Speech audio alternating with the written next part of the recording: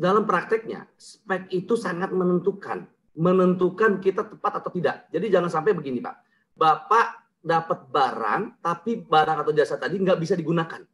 Itu parah Pak. Maksud saya akan menjadi temuan. Jadi di gudang saja itu akan jadi temuan. Jadi misalnya gini, Bapak menentukan spek, Bapak harus tahu dulu karena Bapak yang akan menetapkan.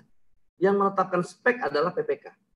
Tapi di sini dalam membuat spek Bapak bisa dibantu oleh tenaga ahli. Nah, ketika tenaga ahli membuat telaahan atau kajian atau usulan atau apapun di situ, Bapak Ibu harus bisa mereview kira-kira ya ini kan akan dijelaskan oleh tenaga ahli. Oh, kenapa kita butuh ini? Kenapa seperti itu? Bapak tahu kan konsepnya kan? Nah, itu saja Pak. Ketika menurut Bapak memang sudah mencapai dengan sesuai dengan tujuan pengadaan. Ingat Pak, tujuan pengadaan Pak, value for money Pak, salah satunya. Nanti ada lain pengadaan berkelanjutan dan sebagainya itu tambahan lain-lain ada 8 sebenarnya tujuan pengadaan ya. Tapi yang secara konsep adalah Bapak value for money secara kualitas, secara kuantitas waktu dan sebagainya sudah tepat belum Pak sesuai dengan KAK Bapak. Jadi gini, ketika Bapak membutuhkan tenaga ahli, pasti tenaga ahli itu kan membaca KAK. Betul Pak? Kerangka acuan kerja, ya kan? Karena tanpa ada KAK, tenaga ahli juga bingung membuat apa saya, ya kan? Berarti si tenaga ahli tadi harus membaca KAK. KAK yang paling tahu adalah Bapak, betul Pak? Betul. Kerangka acuan kerja adalah pengguna anggaran atau pemilik pekerjaan yang tahu. Ketika Bapak nggak tahu KAK-nya, Bapak harus minta tanya kepada pengguna pemilik pekerjaannya, gitu loh Pak. User. Ya, kira-kira apa yang dibutuhkan? Iya, user.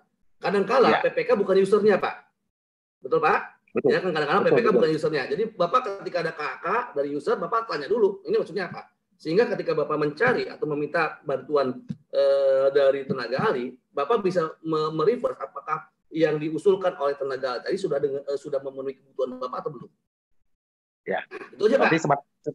Sebatas itu Pak. Itu prakteknya Pak. Itu prakteknya. Makanya tadi, itu prakteknya. Jadi ketika Bapak uji kompetensi, Bapak bisa menjelaskan itu. Ya Pak ya, bisa menjelaskan itu, konsepnya itu. Oke, sama-sama Pak. Ada lagi Bapak Ibu? Ada lagi Bapak Ibu terkait dengan portofolio?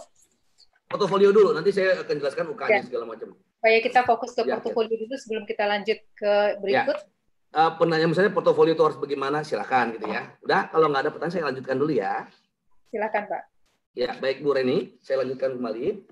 Jadi ini metode yang akan kami gunakan ya Bapak Ibu. Tadi jelas portofolio di sini. Portofolio adalah ada SK, ada sertifikat, ada SK, ada surat tugas atau apapun di situ, rekomendasi dibuktikan dengan dokumen hasil pekerjaan.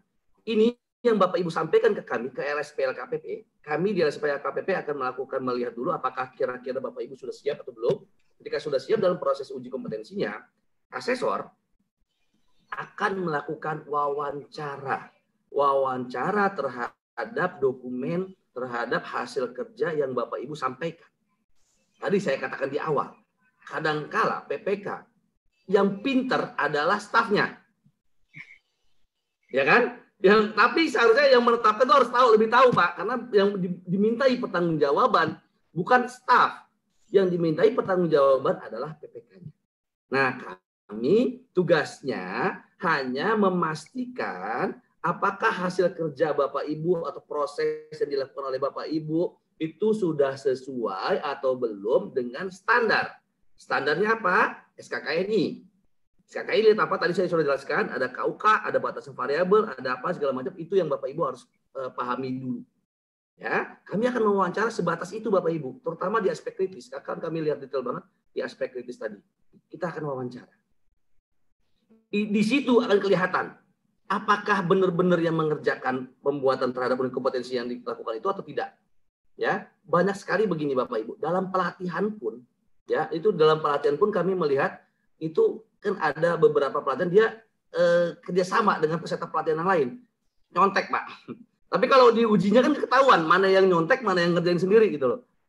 Nah, tadi kalau dalam hasil kerja, ya, mana yang dikerjakan oleh stafnya, mana yang dikerjakan sendiri atau konsepnya itu ketahuan Pak. Nah, di pelatihan juga begitu, mana yang nyontek, mana yang dia kerjakan sendiri, ya, itu akan ketahuan. Kami akan wawancara di sini.